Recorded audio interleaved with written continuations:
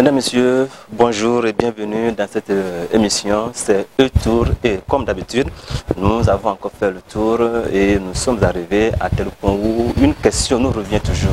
Le changement climatique, nous en parlons tous les jours et nous nous sommes posés encore cette question aujourd'hui. Et pour avoir des réponses, des explications à ce propos, nous avons eu cette chance d'approcher un expert en la matière. Il s'agit du commandant Agbessi Eric. Cher commandant, bonjour. Oui, bonjour Hervé. Est-ce que vous portez bien? Oui, ça va très bien. Grâce à Dieu. Vous êtes expert en changement climatique. D'abord, une définition à ce mot qui revient chaque temps. Oui, bon, en fait, c'est un concept parfois difficile à cerner. Mais pour faire simple, je dirais que le changement climatique, c'est la variabilité qu'on constate au niveau des climats, mais à long terme. Donc pour pouvoir dire qu'il s'agit de changement climatique, il faut quand même observer les mêmes faits sur la même période pendant au moins 30 ans.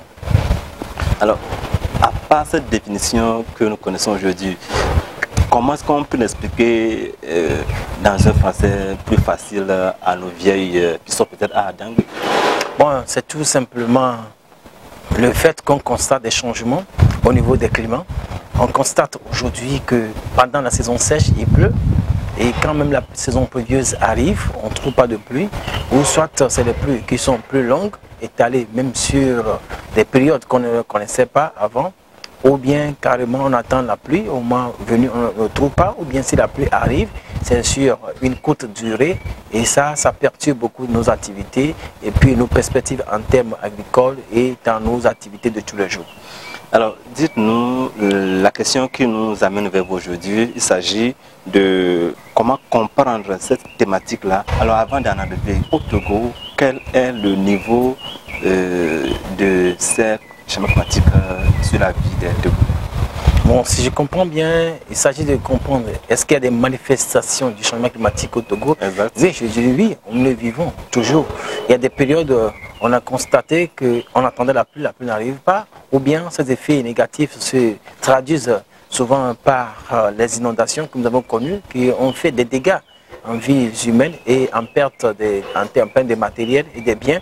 Donc il faut dire que ça existe et on sent ça dans plusieurs secteurs, que ce soit de l'infrastructure, de l'agriculture, de l'établissement humain et santé. On ressent déjà ça par beaucoup des effets, des aléas que nous constatons, que ce soit le vent violent, les submersions marines, les inondations, l'érosion côtière, etc. Nous constatons ces faits, ce n'est pas que c'est ailleurs, c'est pas chez les voisins, mais c'est chez nous, nous constatons et ça existe bel et bien. Et heureusement qu'il y a des activités que nous menons à travers des projets pour pouvoir essayer de s'adapter au mieux. Parce que, comme vous l'avez dit, ça existe déjà. Maintenant, on ne peut rien contre. Ce qu'on peut faire, c'est essayer d'atténuer en diminuant les sources d'émissions ou en cherchant à renforcer les puits de séquestration de carbone, ou tout simplement à s'adapter. Effectivement, par rapport au projet qui nous rassemble aujourd'hui, nous voulons s'adapter. On veut s'adapter, il y a plusieurs options. On pense que l'option, mais l'approche écosystémique EBA est une bonne approche pour pouvoir s'adapter, parce que c'est une approche qui est centrée sur la communauté, sur la population, et qui met la population au centre. Et également, c'est une approche qui prône la conservation de la biodiversité et surtout les services écosystémiques. Donc il va falloir préserver cette biodiversité et en même temps, en retour, ces biodiversités nous rendent d'innombrables services à l'instar des services écosystémiques et tout cela nous permet de lutter contre les effets négatifs du changement climatique à l'instar des détresses que nous avons connues au niveau des inondations, des sécheresses longues, des érosions côtières, etc. Alors, sur ce point, à parler de ce projet qui est le projet R4C, bien sûr, alors dites-nous, qu'est-ce qui sera fait exactement sur le terrain afin de permettre réellement aux populations de s'adapter à cet effet de changement climatique? Oui, comme vous avez suivi, il y a 4 composantes pour le projet. La première composante s'attache d'abord à l'intégration de l'adaptation au changement climatique dans les documents de politique et programmes, par secteur et autres. Et deuxièmement, il s'agit de gérer de manière intégrée la côte, de manière à prôner et à travers l'approche des moyens de subsistance, l'approche EBA, une bonne gestion de ces côtes pour pouvoir en bénéficier en retour des bons services. Et également, il y a l'autre qui nous permet d'adopter les technologies innovantes pour pouvoir les améliorer et encourager. Et quatrième, c'est bien entendu l'exécution du projet et ils sont suivis, c'est-à-dire le partage de ces résultats, c'est-à-dire les bonnes pratiques qui auraient réussi et partagées avec les autres. En gros, à terme, ce projet permettra de soutenir les moyens de subsistance des gens à travers l'élevage, de faire beaucoup d'études en lien avec le changement climatique.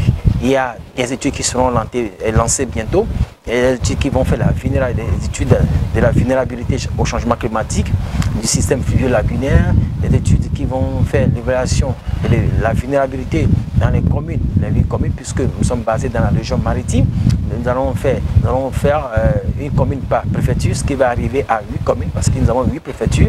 On fera les études de vulnérabilité au changement climatique pour pouvoir permettre aux experts de sortir un document, c'est-à-dire le PDC, le plan de développement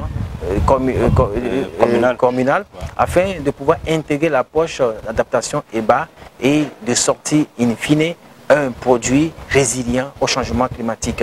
Et à part cela, il y aura le soutien qu'on va apporter aux fermes, dans le village, aux personnes vulnérables déjà, parce que pour faire face au changement climatique, pour mieux s'adapter, il faut renforcer sa capacité, sa résilience. Donc, d'où d'ailleurs le titre du projet qui est projet de renforcement de la résilience au changement climatique des communautés côtières du Togo. Donc vous comprenez que c'est un secteur très très vulnérable. Donc à travers cette activité, nous pensons renforcer la résilience des gens et les amener à mieux s'adapter. Alors dites-nous, commandant Agbessi Eric, aujourd'hui quand on parle de ces effets du changement climatique, quelle est la place de l'homme directement dans ça? Oui, bon, aujourd'hui les études sont claires. La part de l'homme, elle est grande. À part peut-être 40%, imputés aux météorites, aux activités volcaniques, aux causes naturelles. La grande partie, c'est anthropique. Ça veut dire que c'est par rapport à nos comportements, à nos modes de production et de consommation, à nos façons de vivre. Par exemple, la dégradation des forêts qui entraîne l'émission de gaz à effet de serre dans la nature. Ces effets de serre sont des gaz qui contribuent, une fois concentrés, qui contribuent aux effets des changements climatiques.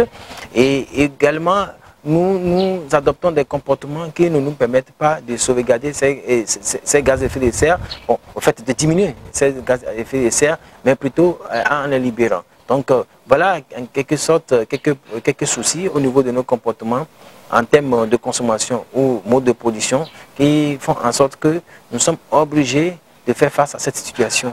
Mais on pourrait mieux faire en évitant ces phénomènes, en gérant durablement notre environnement pour éviter l'émission des gaz à effet de serre et en acceptant la technologie propre par rapport à l'environnement qui sont moins polluants. Alors, quand vous constatez aujourd'hui, nous faisons la promotion des véhicules électriques, c'est pour la bonne cause, c'est pour pouvoir éliminer, diminuer donc ces gaz à effet de serre dans la nature afin de pouvoir essayer de retourner un peu à la tendance normale que nous connaissons pour éviter les effets néfastes du changement climatique. Dans une ferme aujourd'hui, quand on veut adapter disons, tous ces exemples-là, comment est-ce qu'on peut procéder dans un village? Peut-être si on prend Agbelouvé ou bien Kévé, Nouépé, comment un cultivateur peut adapter tout cela à sa réalité? Ah oui, mais non seulement un cultivateur, mais les gens ont compris qu'à la taille, à l'échelle des communes, il faut avoir les villes climato-intelligentes. Tout simplement, il faut faire de l'agriculture intelligente. L'agriculture intelligente, c'est l'agriculture là que nos parents faisaient dans le temps. Il suffit d'user de la nature pour pouvoir profiter de ces bienfaits et en sorte arriver à enrichir naturellement nos sols sans vouloir faire recours forcément aux produits chimiques qui polluent d'abord et appauvrissent nos sols. Et également aux pesticides, il faut avoir une manière de gérer, sinon au mieux d'éviter ces pesticides et d'utiliser plutôt les biopesticides qui ne laissent pas de traces dommageables à l'environnement. Donc en gros, quelle que soit la taille de sa ferme, il suffit d'avoir la volonté et de s'adapter à son milieu en utilisant les matériaux locaux pour pouvoir enrichir le sol et en sachant que non, les produits chimiques ne sont pas bien pour notre environnement. Ça appauvrit le sol, ça rend le sol pauvre. Une fois lessivé, ça se retrouve dans les cours d'eau et que ça ne permet pas une vie normale de toutes ces communautés, cette biocénose. Donc nous devons essayer d'aller au naturel le plus possible. Donc c'est là un peu l'agriculture intelligente qui prend en compte les engrais organiques que nous fabriquons nous-mêmes, qui évitent carrément ces produits chimiques qui ne sont pas de nature à nous assister dans la durée, mais qui peut-être nous produit un résultat, mais sans savoir qu'il y a des conséquences lourdes derrière qu'il faut récolter.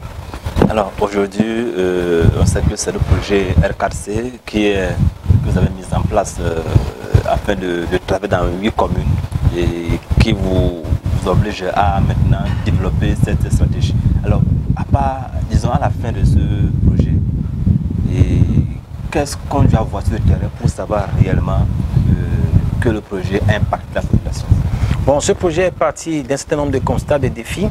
Et le gouvernement a estimé que non, il y a la zone côtière qui est très vulnérable. Le gouvernement a estimé également, et c'est normal, c'est juste, que beaucoup ne connaissent pas encore les effets du changement climatique. Il va falloir d'abord, à travers la première composante, apporter cette information aux gens parce qu'une fois qu'ils sont conscients, ils peuvent accompagner l'État dans ses efforts pour pouvoir endiguer, ne serait-ce que de s'adapter au mieux.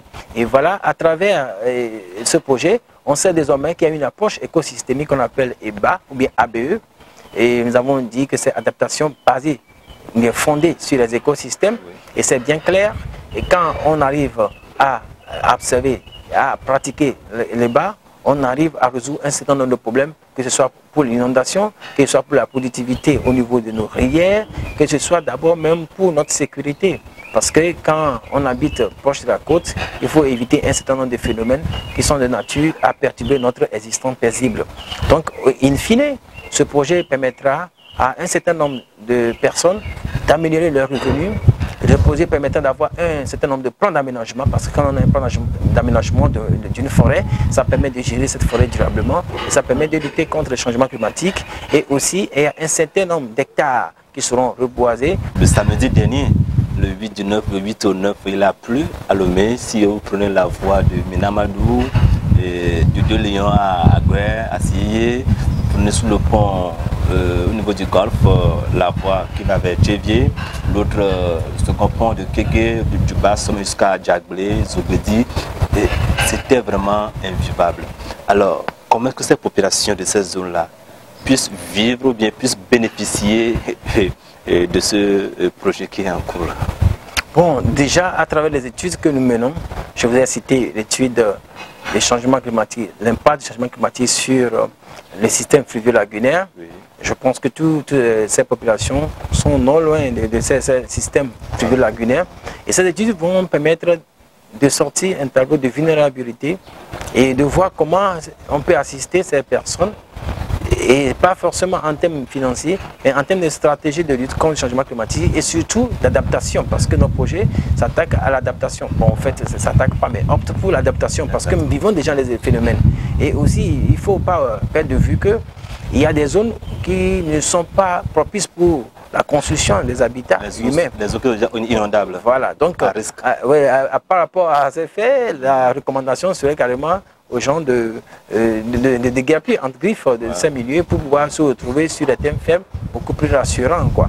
Donc, il faut comprendre une chose, l'étude, ça va permettre aux gens de voir comment on peut faire leur relocalisation. Et également, on va renforcer ces gens-là pour faire face, pour renforcer leur résilience à travers les moyens de subsistance. Ce seraient les activités génératrices de revenus.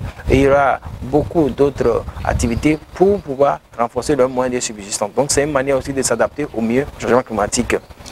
Là, il faut dire que c'est une première rencontre. De temps en temps, on va revenir pour essayer de toucher certains points de ce projet afin d'éclairer nos téléspectateurs. Alors, monsieur Agbessi Eric, vous êtes commandant, vous êtes expert en changement climatique. Quel mot vous avez à l'endroit de nos téléspectateurs? Moi, je remercie d'abord pour l'initiative, c'est une très bonne initiative. Il n'y en a pas beaucoup de ces médias qui parlent de l'environnement. Or, nous faisons partie de l'environnement. Donc, c'est dire que c'est très important de savoir ce qui se passe dans l'environnement, quel est notre rôle, quelle est notre empreinte par rapport à nos comportements, à nos moyens de déplacement, à nos moyens de consommation, et comment nous pouvons faire, comment on peut changer pour ensemble lutter d'abord contre le changement climatique et s'adapter au mieux.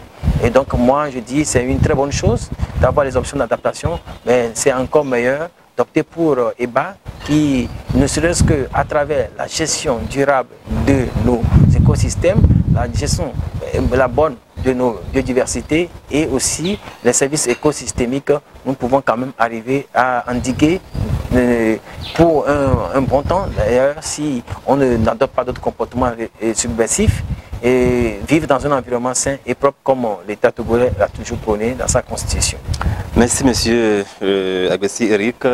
Nous disons merci de nous avoir suivis. Le rendez-vous est pris pour un nouveau numéro. Toujours connectez-vous à E+ Média. Au revoir. C'est la fin de E-Tour d'aujourd'hui.